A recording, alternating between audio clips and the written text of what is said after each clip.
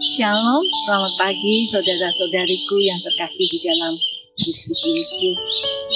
Terima kasih buat Bapak Pendeta Trisno selaku Gembala di GKI Kana yang telah memberi kesempatan buat saya untuk menyampaikan kebenaran firman Tuhan di pagi hari ini.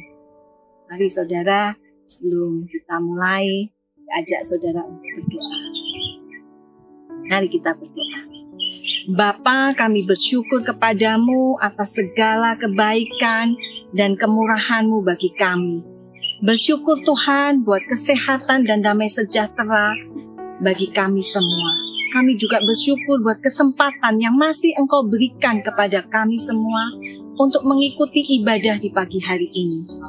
Berbicaralah lewat hamba-Mu Tuhan apa yang hendak Engkau sampaikan buat jemaat di GKI Kana. Terima kasih Tuhan, hanya di dalam nama Tuhan Yesus kami sudah berdoa dan mengucap syukur. Haleluya. Amin. Mari saudara, kita buka bersama di Yohanes 15 ayat ke-16. Saya akan bacakan buat saudara, bukan kamu yang memilih aku, tetapi akulah yang memilih kamu. Dari nats ini, Tuhan Yesus dengan jelas mengatakan bahwa kita, yaitu saudara dan saya, lebih dahulu dipilih Allah. Kita itu dipilih sebelum kita memilih untuk percaya Tuhan. Apa enggak itu adalah sesuatu yang luar biasa, yang kita patut syukuri. Karena kita mendapat kesempatan dipilih menjadi orang pilihan Tuhan, menjadi orang istimewanya Tuhan, menjadi milik Tuhan. Milik bukan sekedar dipunyai oleh Tuhan, tetapi lebih lagi miliknya yang sangat berharga. Kenapa saya katakan berharga? Karena seharga dengan nyawa anak domba Allah. Luar biasanya kita mendapat kesempatan menjadi orang pilihan Allah. Nah, ini berarti saudara, kalau kita itu menjadi orang istimewa, ayo, jangan sia-siakan hidup kita. Kita terus mengasihi Allah, karena Allah lebih dahulu mengasihi saudara dan saya. Amin. Dari kalimat yang selanjutnya dikatakan bahwa Aku telah menetapkan kamu supaya kamu pergi dan menghasilkan buah, dan buahmu itu tetap. Supaya apa yang kamu minta kepada Bapa dalam namaku diberikannya kepadamu. Nah, nats ini berbicara tentang tujuan. Kenapa Allah memilih kita untuk kita pergi. Supaya kita pergi ngapain? Untuk menghasilkan buah yang tetap. Di dalam King James, terjemahannya adalah remain, yang salah satu arti katanya adalah tetap berbuah, selalu berbuah. Artinya sepanjang kehidupan kita menghasilkan buah. Tentunya buah yang manis ya, yang bisa dinikmati oleh orang-orang di sekitar kita. Artinya apa saudara? Bahwa orang-orang di sekitar kita itu bisa melihat kita. Melihat Kristus ada di dalam kehidupan kita. Itu yang diinginkan oleh Allah. Nah, dalam hal ini, Bapa Surgawi yang dipermuliakan. Seperti yang dikatakan di dalam Yohanes 15 ayat ke-8. Dalam hal inilah Bapakku dipermuliakan ketika kamu berbuah banyak, dan dengan demikian kamu adalah murid-muridku. Nah, ketika saya membaca di ayat ini, ayat yang ke-8 ini, saya tertarik dengan kata Bapakku. Ada satu keterhubungan. Istilahnya Bapak, kita boleh menyebut, Tuhan Yesus menyebut Bapakku. Ada satu ikatan yang erat Ada satu hubungan yang intim antara Tuhan Yesus dengan Sang Bapa. Nah, dan ini bukan hanya dari Tuhan Yesus kepada Bapa, tetapi juga ternyata ada pengakuan Bapa kepada Tuhan Yesus. Kita lihat nats yang berikutnya. Di dalam Matius 3 ayat 17 dikatakan demikian. Lalu terdengarlah suara dari surga yang mengatakan, inilah anakku yang kukasihi. Kepadanyalah aku berkenan. Ini berarti ada suara dari surga yang mengatakan bahwa Sang Bapa ini mengakui Sang Putra. Sang Putra ini adalah anaknya, anak yang dikasihi Allah Bapa. Jadi ada satu pengakuan dan kepadanyalah berkenan. Jadi Allah Bapa itu memperkenankan Tuhan Yesus itu dikenan oleh Bapaknya di surga. Wow, sungguh luar biasa. Satu hubungan yang luar biasa antara Tuhan Yesus dengan Bapa, dengan Allah Bapa. Dan berikutnya adalah satu pengakuan dari Allah Bapa kepada Tuhan Yesus. Dan ini hendaknya menjadi satu teladan bagi kita. Kita juga demikian di dalam keluarga kita, di dalam rumah tangga kita. Hendaknya juga ada hubungan yang intim dengan anak-anak kita. Nah, berikutnya, apakah kita sudah meneladani dari Sang Bapa dan Sang Putra? Mari kita baca berikutnya. Di Filipi 2 ayat yang pertama dikatakan demikian. Jadi, dalam Kristus ada nasihat, ada penghiburan kasih, ada persekutuan roh, dan ada kasih mesra dan belas kasihan. Ini berarti saudara, di dalam keluarga kita menghadirkan Kristus di dalam keluarga kita. Sehingga hubungan satu dengan yang lain ada ikatannya. Kita bukan hanya anak dengan orang tua, tapi lebih daripada itu. Ada satu keterhubungan yang erat. Ada nasihat-nasihat yang kita berikan kepada anak-anak kita. Ada kasih, ada belas kasihan kepada anak-anak kita. Ada satu persekutuan roh lewat mesbah keluarga, lewat persekutuan doa, lewat doa bersama dengan anak-anak kita. Apakah kita sudah melakukannya? Atau aku mau? Oke. Kita yang pastikan diri kita mau menyadari. Kita mau meneladani bagaimana keteladanan Tuhan Yesus dan Allah Bapa. Hubungan yang begitu eratnya. Nah, tetapi di dalam keseharian kita, di dalam ketika kita melihat kenyataan sehari-hari, ternyata faktanya berbeda. Kita melihat bagaimana di sekitar kita, suami menuntut istri. Demikian juga istri menuntut suaminya. Mereka mengasihi bersyarat. Kamu kekasih jika, bila, bla bla bla. Demikian juga antara orang tua dan anak. Kalau kamu nilainya bagus, wow, kamu berarti anak mama. Nah kalau jelek, siapa? Anak siapa?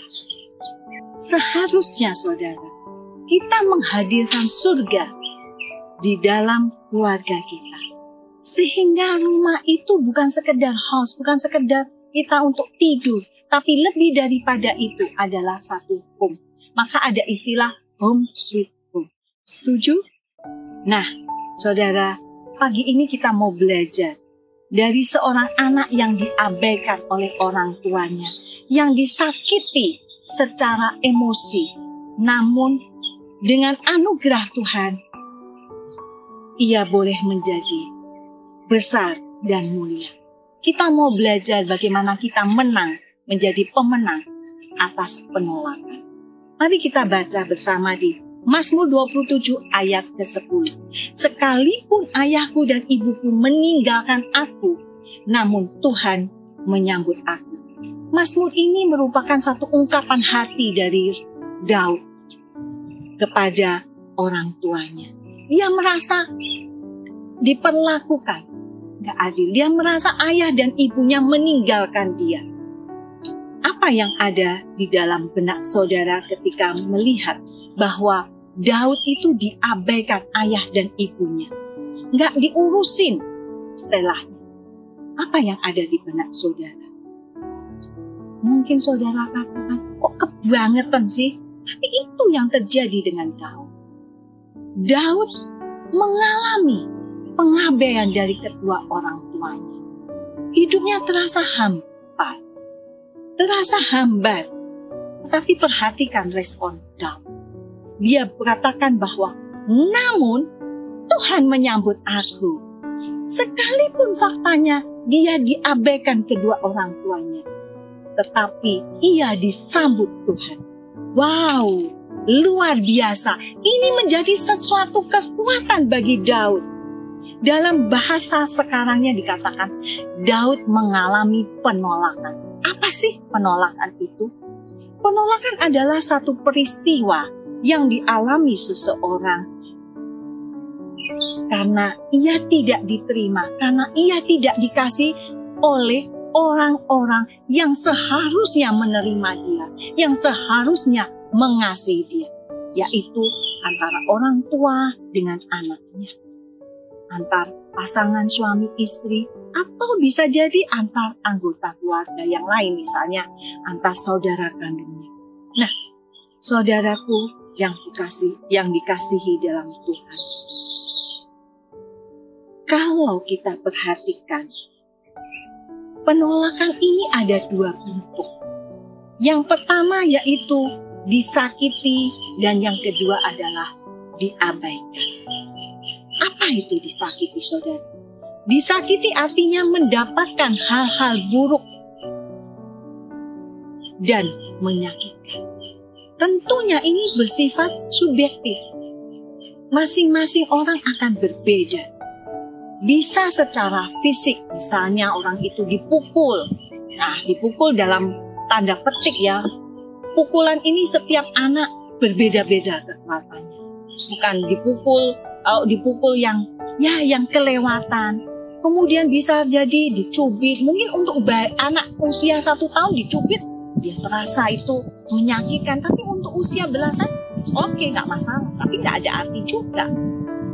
Nah, apalagi selain itu, bisa secara verbal melalui diejek, kemudian bisa saja dibully, bahkan bisa secara emosi, yaitu dengan cara diperlakukan tidak adil, diperlakukan, dibeda-bedakan satu dengan yang lainnya. Kemudian saudara, bisa jadi karena seksual, misalnya dilecehkan, kemudian diperkosa, itu bisa dialami seorang anak. Yang kedua yaitu diabaikan. Apa itu diabaikan? Mendapatkan hal yang tidak baik. Nah, ini biasanya dialami oleh anak-anak yang diadopsi, di mana orang tuanya sudah punya anak kandung, kemudian mengadopsi anak. Atau bisa jadi, ya nggak semua ya, bisa jadi itu adalah korban karena perceraian atau rumah tangganya yang kacau. Nah, saudaraku, apa yang dialami Daud? Daud mengalami penolakan, diabaikan. Daud juga mengalami disakiti lewat emosi.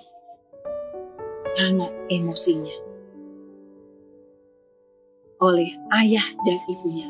Mari saudara kita buka bersama di 1 Samuel 6 ayat ke-5, 10 dan 11. Nah, saat itu Samuel disuruh Tuhan ke Bethlehem untuk mengurapi salah satu anak Isai menjadi pengganti Raja Saul. Saat itu Samuel mengundang Isai dan keluarga untuk datang mengikuti upacara mempersembahkan korban kepada Tuhan. Nah, di ayat 5 dikatakan demikian. Maksudnya yang menjawab adalah Samuel. Jawabnya, "Ya, benar. Aku datang untuk mempersembahkan korban kepada Tuhan. Kuduskanlah dirimu dan datanglah dengan daku ke upacara pengorbanan ini." Kemudian, ia menguduskan Isai dan anak-anaknya yang laki-laki dan mengundang mereka ke upacara pengorbanan itu. Kita meloncat ke ayat 10. Demikianlah Isai menyuruh ke-7 anaknya lewat di depan Samuel. Tetapi Samuel berkata kepada Isai, "Semuanya ini tidak dipilih Tuhan." Lalu Samuel berkata kepada Isai, "Inikah anakmu semuanya?" Jawabnya, "Masih tinggal yang bungsu, tetapi sedang menggembalakan kambing domba."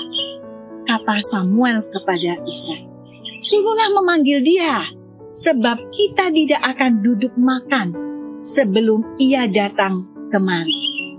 Nah, saudara, perhatikan di sini. Hanya Isai dan 7 orang anak laki-lakinya yang dikuduskan dan yang mengikuti upacara. Daud tidak dipanggil sampai Samuel yang menyuruh memanggil. Saudara bisa bayangkan, seandainya 7 anak laki-laki itu ada salah satunya yang terpilih, mungkin sampai dengan pulangnya Samuel, dia nggak dapati bahwa Daud itu adalah anak Isai, anaknya Pak Isai.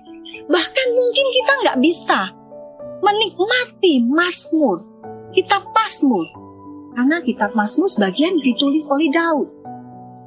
Tetapi apa yang kita lihat sekarang?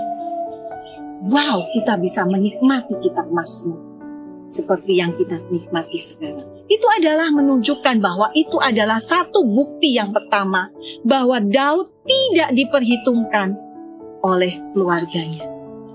Bukti yang kedua, saudara, Daudlah yang disuruh untuk menggembalakan domba di padang. Daud ketika itu usianya masih belasan.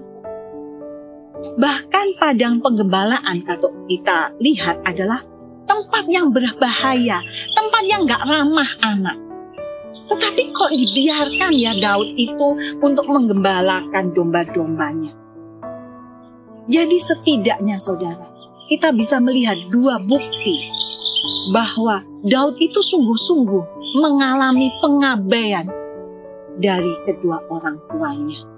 Bahkan bukan hanya kedua orang tuanya, kakak-kakaknya. Seharusnya salah satu anggota keluarganya, kakaknya yang laki-laki, bisa menolong dia, ikutan, ngawasi Daud untuk menggembalakan domba. Ternyata enggak dilakukannya. Saudara bisa bayangkan bagaimana perasaan Daud saat itu. Jadi di sini boleh dikatakan adanya penolakan menimbulkan satu luka. Adanya penolakan itu bukan hanya satu luka menimbulkan luka, tetapi ada rasa tertolak bagi Daud. Dan itu menimbulkan reaksi menolak. Ada berbagai dampak yang disebabkan oleh penolakan. Ada di antaranya adalah orang yang tertolak itu takut untuk mengalami penolakan berikutnya oleh mungkin orang-orang lain. Atau bisa jadi dia berupaya keras agar dia berhasil. Nah, mari saudara, saya ajak saudara untuk memperhatikan kitab 1 Samuel 17 ayat ke-36 sampai dengan 37. Baik singa maupun beruang telah dihajar oleh hambamu ini, Dan orang Filistin yang tidak bersunat itu, ia akan sama seperti salah satu dari binatang itu, karena ia telah mencemooh barisan daripada Allah yang hidup. Pula kata Daud, Tuhan yang telah melepaskan aku dari cakar singa dan dari cakar beruang, dan juga akan melepaskan aku dari tangan orang Filistin itu. Kata Saul kepada Daud, pergilah, Tuhan menyertai-mu. Perhatikan saudara, frase kata baik singa maupun beruang telah kuhajar. Artinya Daud sudah menghajar singa maupun beruang. Wow, luar biasanya. Saudara bisa bayangkan seorang remaja berani melawan singa dan beruang. Mereka ini hewan liar, bukan seperti di sirkus-sirkus. Mereka ini hewan yang besar, yang liar, yang bukan bahkan buas. Tetapi perhatikan, Daud yang gak tinggi besar bisa melawannya. Di dalam Alkitab saya temukan 3 orang yang berhasil melawan singa. Yang pertama adalah Simson. Ia adalah orang yang terkuat di dunia. Di dalam kitab Hakim-Hakim 2 pasal 16 ayat ketiga tertulis, ia pernah menjebol pintu gerbang kota. Ya, tentunya beserta kusennya ya. Kemudian dipanggul ke puncak gunung. Jadi kalau orang ini seperti Simson bisa merobek-robek mulut singa, ya itu adalah hal yang wajar. Kenapa ya? Karena dia kuat. Apalagi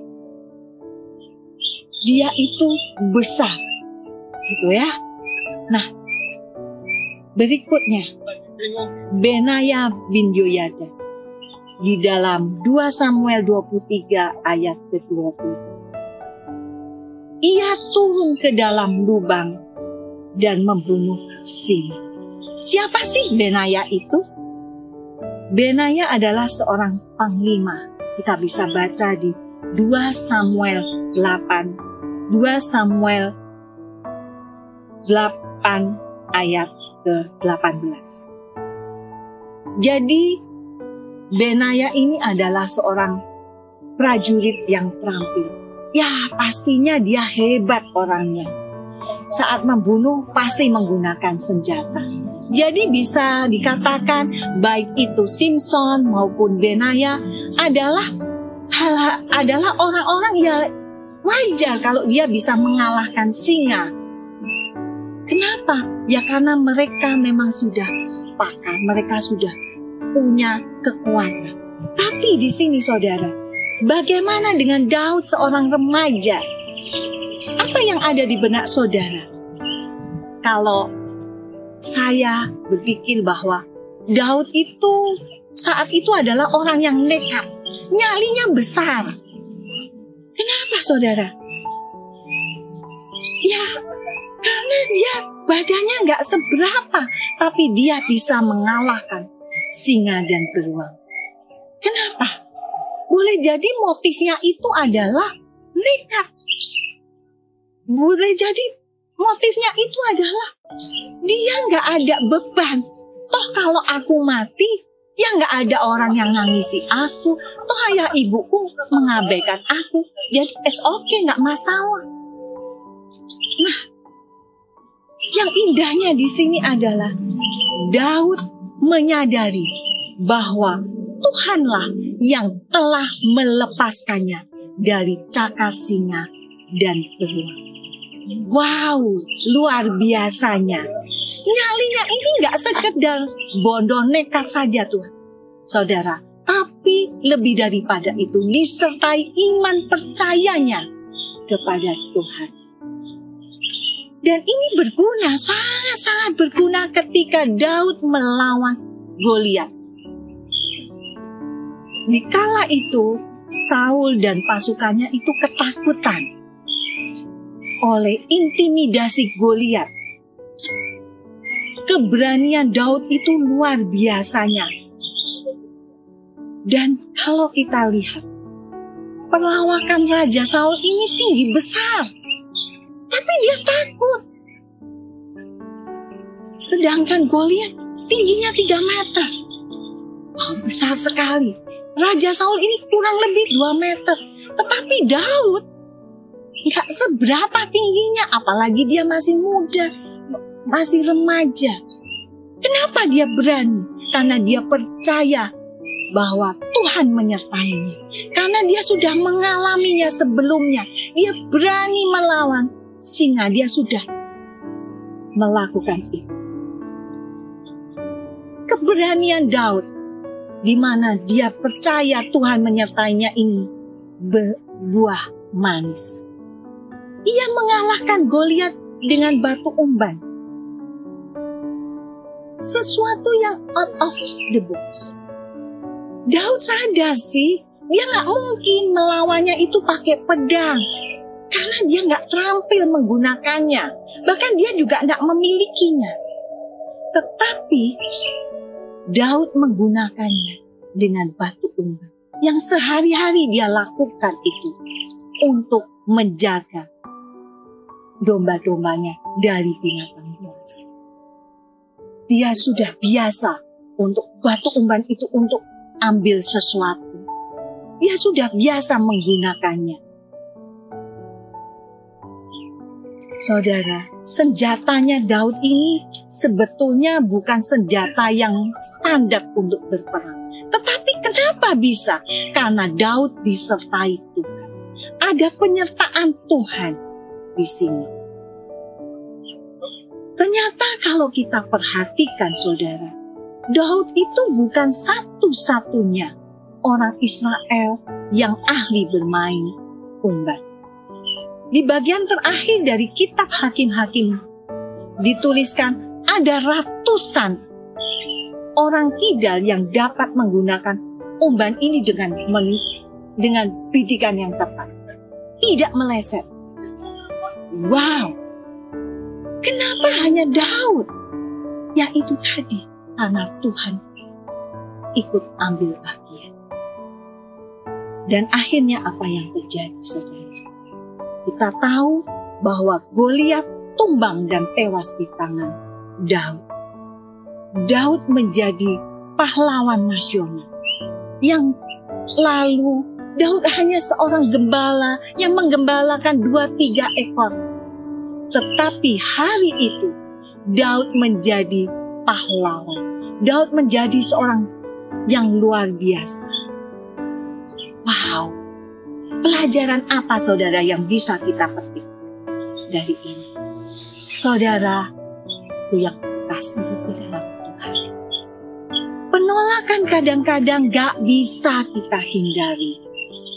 Jika kita sebagai orang yang tertolak, ayo kita belajar membawa segala keluh kesah kita datang kepada Tuhan. Hal inilah yang membuat Daud dikenang Tuhan. Daud gak dendam dengan orang tuanya. Dia bisa menerima lewat dia keluh kesahnya, dia sampaikan kepada Tuhan. Kita juga bisa sama. Kita membawa segala permasalahan kita, segala luka hati kita, dengan kita membawanya kepada Tuhan, dengan kita mengampuni orang tua kita, dengan kita membawa semuanya kepada Tuhan, seperti yang Daud lakukan.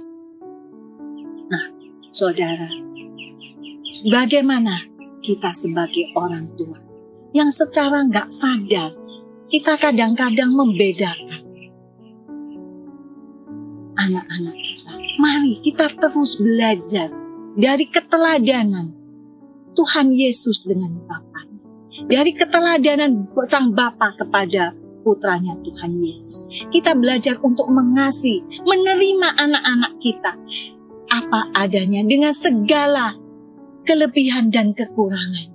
Seperti Bapa di surga yang menerima kita apa adanya. Bapa surgawi adalah satu teladan yang sempurna bagi kita. Bapa menerima semua orang tanpa memandang muka. Bahkan ia rela memberikan putranya yang tunggal untuk menebus kita dari cengkraman dosa. Di dalam Roma 5 ayat 8 dikatakan, akan tetapi Allah menunjukkan kasih-Nya kepada kita oleh karena Kristus telah mati untuk kita ketika kita masih berdosa. Percayalah bahwa saudara dan saya diterima.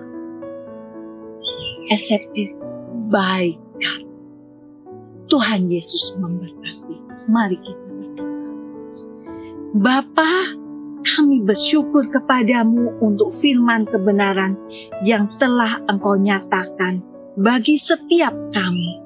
Mampukan kami ya Bapa untuk memiliki kehidupan yang sesuai dengan apa yang menjadi kebenaran-Mu.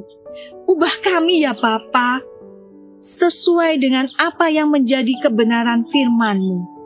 Tentunya dengan perantaraan Roh Kudus-Mu.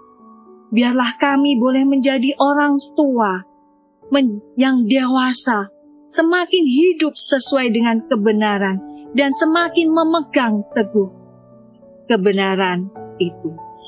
Terima kasih Tuhan. Ajar kami Tuhan untuk semakin hari semakin mengerti kebenaran-Mu dan mempraktekkan di dalam kehidupan kami. Terima kasih Bapa, hanya di dalam nama Tuhan Yesus kami sudah berdoa dan mengucap syukur. Amin. Terima kasih saudara, Tuhan Yesus memberkati saudara sekeluarga. Amin.